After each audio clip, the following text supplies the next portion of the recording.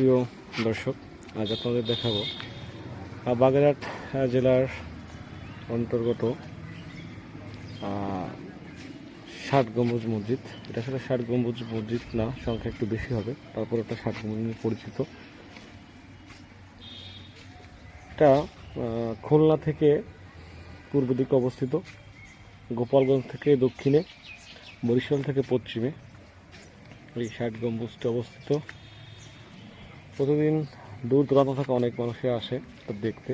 এর সামনের প্রান্তের দিকটাকে দেখো সবাই, এটা হচ্ছে সবুজের সমালোচিত ঘাস। এটা হচ্ছে খেজুর গাছ, শতবর্ষী শিরীষ গাছ। এই যে গাছগুলো দেখতে পাচ্ছ, এর পিছনে ঠিকই আছে দিঘি। সেই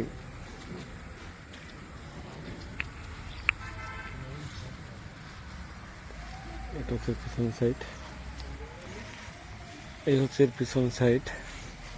দেখো পিছন সাইডেই এরকমের ৬০ গম্বুজ দেওয়া।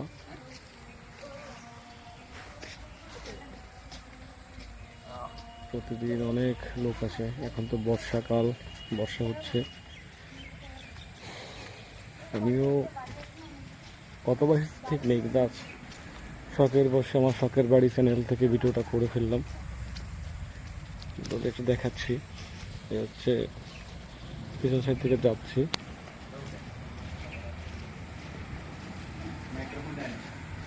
এই হচ্ছে পুকুরে যাওয়ার মূলত সেই পথ। সরাসরি এখান থেকে এই যে গেট, এই গেট থেকে বের হয়ে যাওয়া যাবে পুকুরে। খানজানা আলী তখন তার ওই সাধ্য নির্মাণ করেন, তখন উনি সবার কথা চিন্তা করে ৭ দিন মানে ৭ রাত্রের ভিতরেই এই দিঘিটা খনন করা হয়েছে, কিন্তু কেউ দেখেনি এই দিঘিটা খনন করতে। এই হচ্ছে দিঘির পুকুরের পাড়। এরকম দিঘিটা দেখাচ্ছি, দিঘিটা দেখো। এই হচ্ছে দিঘি, পুরনো দিঘি। এর চারপাশে রয়েছে ৪টি সার বাঁধানো ঘাট, এবং এই পাশে আছে ছোটো ছোটো ঘর, যেখানে বিশ্রাম নেওয়া যায়, বিশ্রাম করা যায়। দেখতেই পাচ্ছ যে পুকুর কত বড় পুকুর। পুকুরের গভীরতা ২০ থেকে ৩০ হাত। আর এখানে কত বছরের মাছ আছে তার ঠিক নেই। একটু আগে এই পুকুরের সম্বন্ধে আমরা তথ্য নিলাম। তথ্যটা হচ্ছে এই যে এখানে কিছু লোক ভিতরে নেমেছে, আর নামার পরে পুকুরে একেবারে তলদেশে মোটা শিকলগুলো ব্যবহার করা হয় জাহাজে।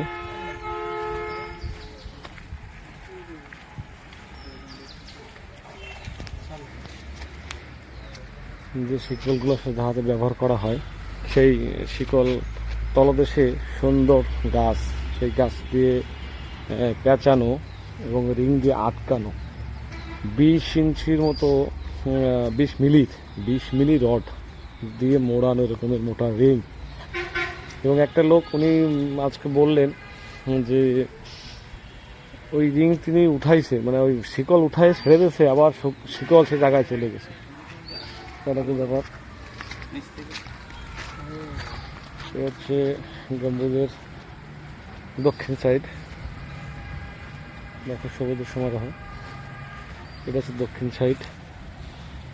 এটা হচ্ছে এই যে এটা হচ্ছে একেবারে দক্ষিণ পাশ।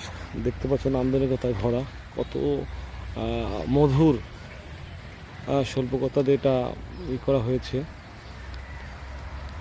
আসলে যে দেখাতে পারছি না, এই দেখো গম্বুজের আকার আকৃতি। যারা কখনো আসনি বা আসতে পারোনি, তারা আমার চ্যানেলটা, শখের বাড়ি চ্যানেলটা সাবস্ক্রাইব করে দেখে নিতে পারো। আর এর বাইরে সুন্দর এই যে মেইন রোড, আসার জন্য থাকার জন্য হোটেল পাওয়া যাবে, সুন্দর সুন্দর খাবার হোটেল পাওয়া যাবে, ওরা পেয়ে যাবে এখানে। সাথে থাকবে দক্ষিণ পাশটাই এটা একটা শতবর্ষী শিরীষ গাছ। আর তোমাদের দেখাই, এটা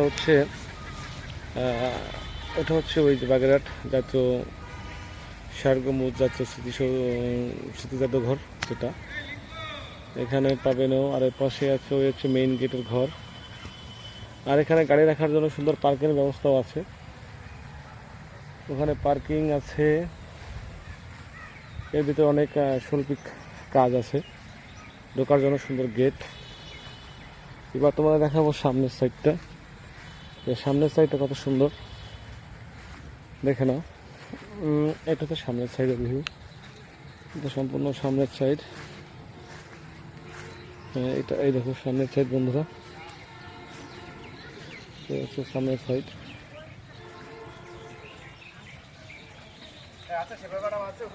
দেখো একদম, দেখো কতটা সুন্দর।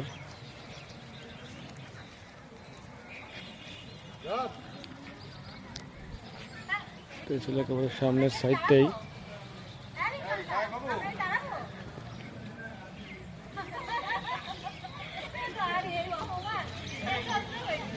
এই হচ্ছে সামনের সাইড বা ঢোকার গেট প্রান্ত।